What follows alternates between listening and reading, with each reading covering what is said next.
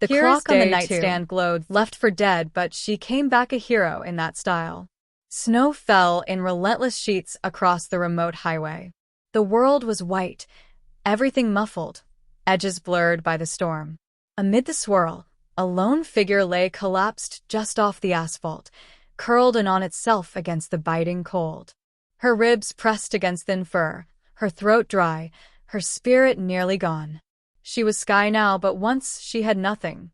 No name, no home, no hope.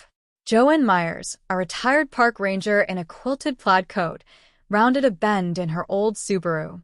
She'd been driving home from the nearest town, supplies low, firewood thin. The windshield wipers cleaved through clouds of snow. Then she saw it, something dark against the white shoulder. She slowed, stared, braked hard. When she stepped out into the wind, the snow buried her boots within seconds. Her breath came in puffs as she crouched beside the trembling shape. "Hey there," she said softly. "Can you hear me?" Her gloved hand reached forward, but the animal didn't flinch. Skye's head lolled. Her eyes flickered open, thin as frost. Joanne's heart tightened. She draped her scarf over the dog's shoulders, whispered, "I've got you now." Her cabin lay 2 miles off, a log structure nestled in pines, wood smoke drifting from the chimney. Inside, a stove burned bright. Joanne laid Skye in front of the flame, gently removing snow from matted fur.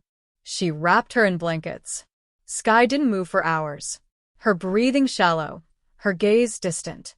Joanne tried water. Nothing. Tried food. Nothing. She sat by the stove, fingers hovering over Skye's ribs, willing her to stay. By the third day, a flicker of life returned. Skye's tail twitched. She licked Joanne's hand. Joanne cried softly behind her gloves. She named her Skye for her eyes. When they cleared, they reminded her of Skye after storm, hopeful, open. Still, Skye never barked. She didn't growl. She lay silent, somber, broken but alive. 62 days later, a blizzard descended, howling winds, visibility nil. Roads closed. Phones lost signal. Joanne prepared. Stacked extra wood. Checked the generator. She hadn't planned on leaving the cabin until that morning. Skye stood at the door, ears forward, muscles taut. Joanne thought perhaps the dog simply sensed freeze, hunger, restlessness. Then Skye barked. A single note, high and urgent. Her paws slapped the door frame. She growled low, then barked again. Then she pushed her nose against the lever. Push. Click. The door swung open. She disappeared into the storm. Tanner Wells, 7 years old, wandered through drifted woods. His family SUV had spun off the icy road, wrecked, silent. His parents unconscious in the wreck. He tried to find help. Cold soaked him. Fear haunted him. He walked until his legs failed. He collapsed under pine boughs, curled himself small, eyes glassy. He tried to scream. Nothing but snow met the wind. Skye followed scent trails, snow tracks, instinct. She moved slow, sure. Her body low. Then she found him. A child, small and trembling, barely conscious under snow and branches. Skye knelt beside him, nudging him awake. Tanner blinked. "Doggy," he gasped.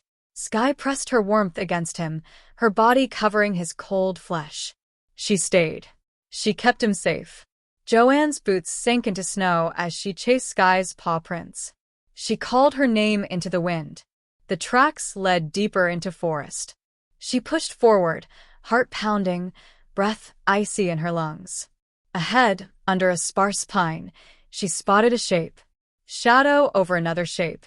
Skye, curled against a boy.